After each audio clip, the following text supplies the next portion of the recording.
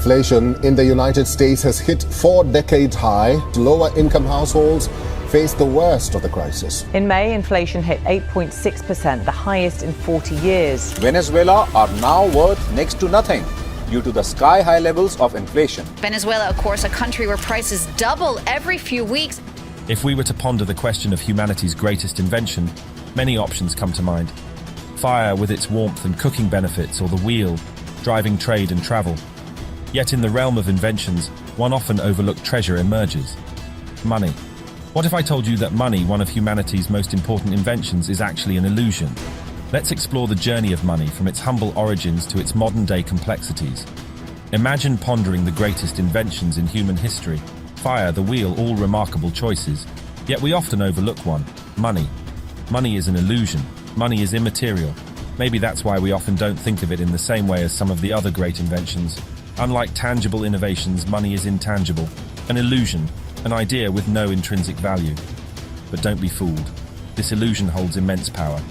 However, the fact that money is an illusion does not in any way undermine its importance. Before we created money, we were forced to trade goods and services directly in what we refer to as the barter system. People exchange goods and services for other goods and services in return. Because there was no arbitrary value placed on these items, every single trade was determined by what each party was willing to give up for something they wanted. It was kind of like a game. If I wanted some of your vegetables for dinner but I only reared cattle, I would have to give you one of my animals in exchange for bags of vegetables.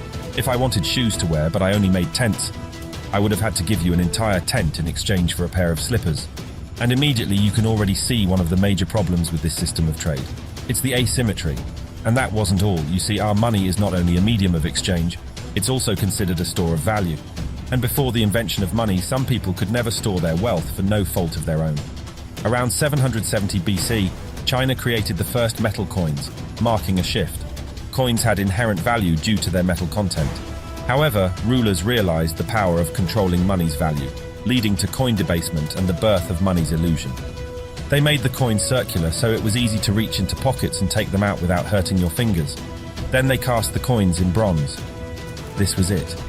Money was finally worth something. At this time, money wasn't yet an illusion. The value of a coin was determined by the value of the metal it was made of. If you had a coin that was made of 1 gram of gold, it was worth 1 gram of gold. You could easily measure it and see for yourself that it is, in fact, 1 gram of gold. However, kings and rulers quickly discovered the power of money. They realized that the more of these tiny precious metals you had, the more power you could control. And so in 600 BC, Alyattes, king of Lydia, created the first official money mint. He created the coins using a mix of silver and gold and stamped an image on the coin to act as denominations. Now people could easily tell the value of the piece of metal they were holding simply by looking at the picture on its face. But the kings of the world wanted more money, and precious metals were too expensive. To produce more money, they started slimming down the coins, then mixing the more expensive metals with cheaper metals. Soon all the coins in circulation were worth less than what the image on their faces said they were worth. And so the illusion of money was born. The value of the coin was no longer determined by the value of the metal. The value of the coin was now simply what the rulers and the banks said it was.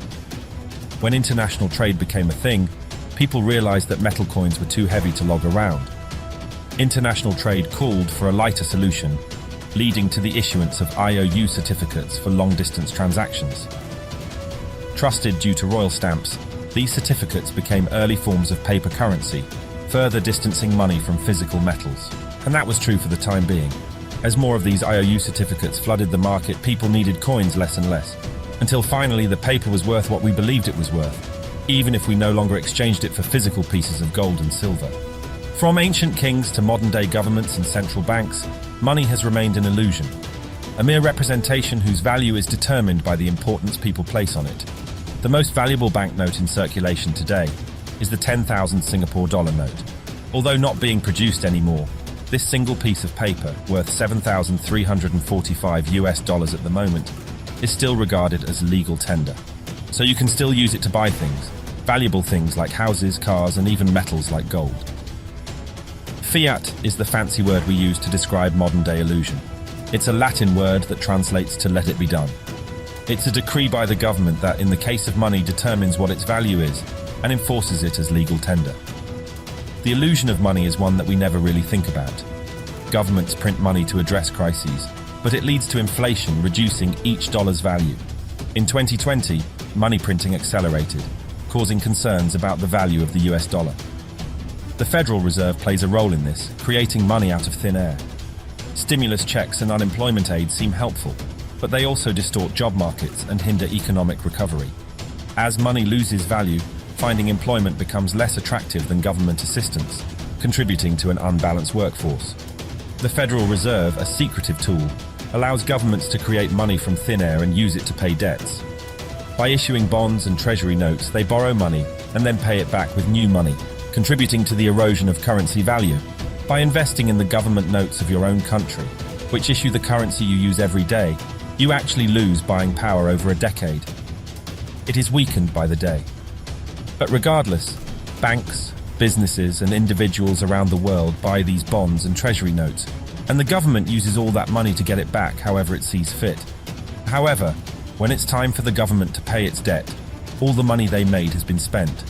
So they buy back all the treasuries and bonds, but only from the big financial institutions, and then pay them back with new money created out of thin air.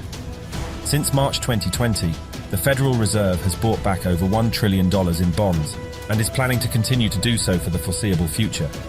With all the new money pumped into them by the government, banks can now give out more loans to people, earn more interest, and help grow the economy.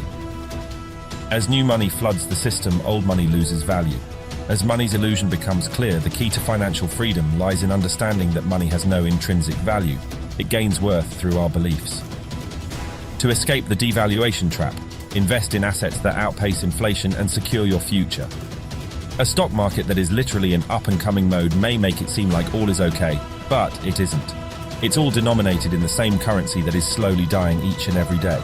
For example, if you were to denominate the Dow Jones, which is just a performance measurement of 30 large United States companies, in terms of gold instead of USD, you'll see that we're basically at the same place we were in 1997.